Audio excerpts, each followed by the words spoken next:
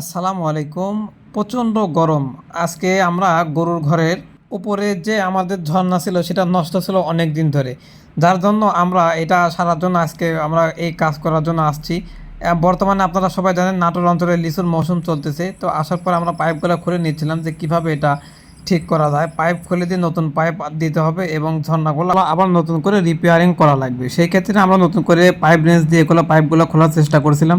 দেখেন গরুগুলোর কী অবস্থা, গরমে একদম হাঁসফাঁস, প্রেগনেন্ট গরু যে কোনো সময় গরুগুলো বাচ্চা দিবে, যার জন্য ভাবলাম বেশি দেরি করা ঠিক হবে না, এই জন্য আমরা নতুন করে এই কাজ আমরা শুরু করেছি।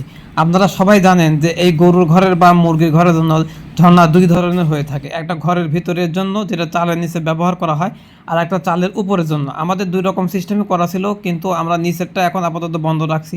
যে অত্যন্ত গরমের মধ্যে যদি নিচের গোলা চালানো হয়, গরু বেশিরভাগ পানি গায়ে দেওয়ার পরে গরুর ঠান্ডা লেগে যেতে পারে। যেহেতু প্রেগনেন্ট গরু আছে একটা এবং একটা দুধের গরু আছে যেটা রানিং দুধ দিচ্ছে, এই জন্য আমরা উপরেরটাই নতুন করে রিপেয়ার করার চেষ্টা করেছিলাম। আমি আপনাদের আরও একটা জিনিস জানিয়ে রাখি, এই ঝর্ণাগুলো কিন্তু এর আগেও আমি অনেকবার ব্যবহার করেছি। মাঝখানে কিছু নষ্ট হয়ে যাওয়ার কারণে চাবির সমস্যা বা ওখানে রিংয়ের সমস্যা হয়, রিংয়ের সমস্যার জন্য এই ঝর্ণাগুলো বন্ধ ছিল। যারা আপনারা এই জিনিসটা করতে চাচ্ছেন, অল্প কিছু খরচের বিনিময়ে এই কাজগুলো করতে পারবেন এবং অনেক সাশ্রয়ী এবং আপনার খামার সুরক্ষিত থাকবে। আমাদের ঝর্ণার কাজগুলো ইতিমধ্যে শেষ হয়ে গেছে। আমি আরও একটা জিনিস আমি আপনাদেরকে জানিয়ে রাখি, এই ঝর্ণাগুলো বেশিক্ষণ আপনাদের চালানোর কোনো প্রয়োজন হয় না।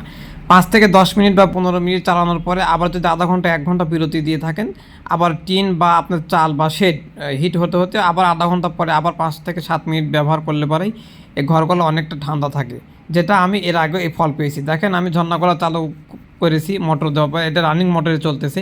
আপনারা অনেক সময় স্প্রে মেশিন বা ছোটো মোটর দিয়ে এই জিনিসগুলো ব্যবহার করতে পারেন।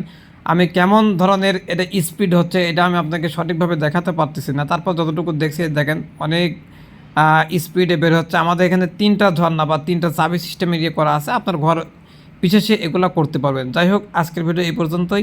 আগামী কোনো পর্বে আরও কিছু নিয়ে আলোচনা করবো। সে পর্যন্ত ভালো থাকুন। আল্লাহ হাফেজ।